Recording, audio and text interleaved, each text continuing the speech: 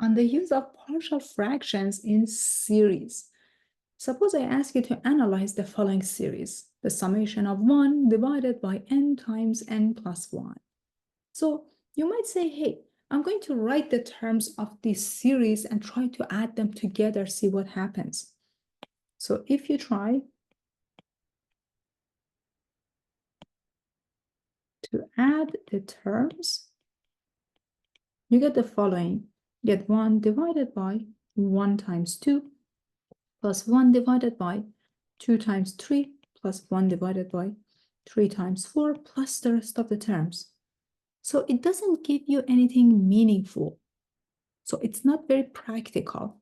What are we going to do? We're going to use partial fractions to break this guy down into smaller pieces. Let us use partial fractions. So in the method of partial fraction, you have 1 divided by n times n plus 1. N times n plus 1 is the multiplication of two distinct linear expressions. This can be written as two fractions, a over n plus b over n plus 1. Take common denominator and then set the numerators equal to each other.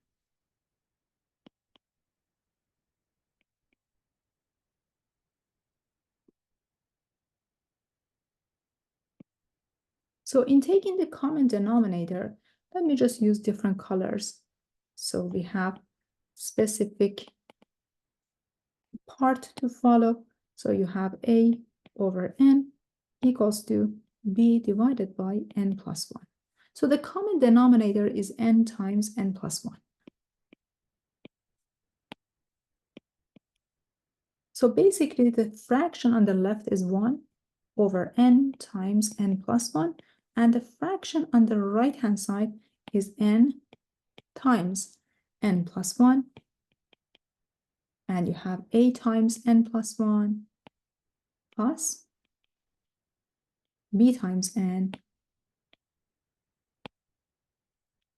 The denominators are the same. Set the numerators equal to each other.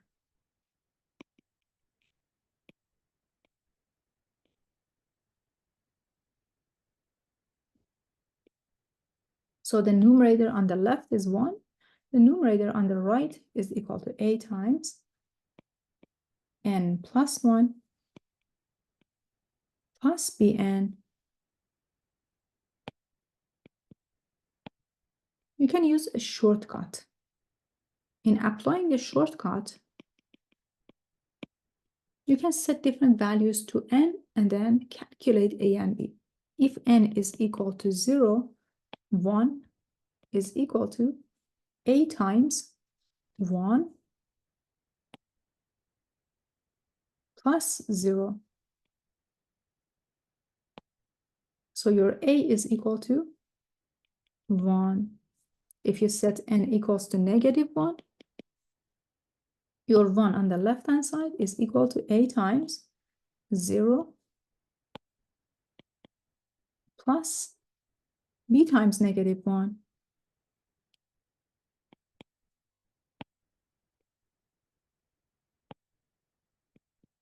So negative b is equal to 1, or b becomes -1. Very good. So your summation of 1 divided by n times n plus 1, n start from 1 to infinity, is equal to the summation of 1 over n minus 1 over n plus 1, and n start from 1 goes to infinity. Now write this in expanded form. Write the terms of this series. It's equal to, so if you plug in 1, you get 1 over 1 minus a half. If you set n equals to 2, you get 1 over 2 minus a third. If you set n equals to 3, you get a third minus a fourth plus a fourth minus a fifth plus a fifth minus 1 over 6. You can continue this process. No one's stopping you. 1 over 6 minus 1 over 7 plus dot dot dot plus 1 over n minus 1 minus 1 over n plus 1 over n minus 1 over n plus 1. And that's it. We don't have any other term left, but the middle terms are in here. Okay, now observe what you see here. I see a half and a negative a half. They get cancelled out. A third, negative a third. They get cancelled out. A fourth, negative a fourth. They get cancelled out. A fifth, negative a fifth. They get cancelled out. A sixth and negative sixth. And you see this pattern all over. You have negative 1 over n minus 1 and 1 over n minus 1.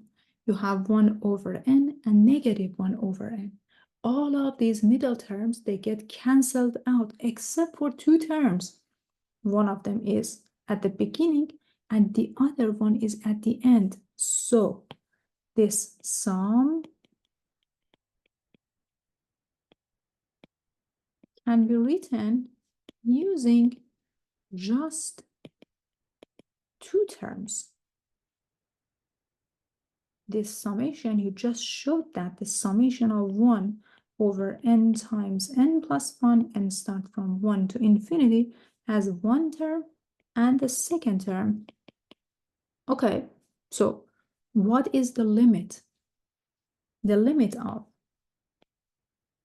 this summation 1 over n times n plus 1 and start from 1 goes to infinity as n goes to infinity. So if you want to use partial sum, feel free to do that, is equal to the limit of this quantity on the right hand side, which is 1 minus 1 over n plus 1 as n goes to infinity.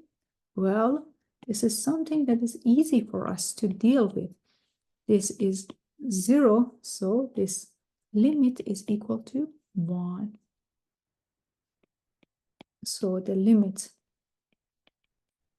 of this series is 1. So if you add the terms of the series together, we expect this sum to approach to 1. So we have a convergent series.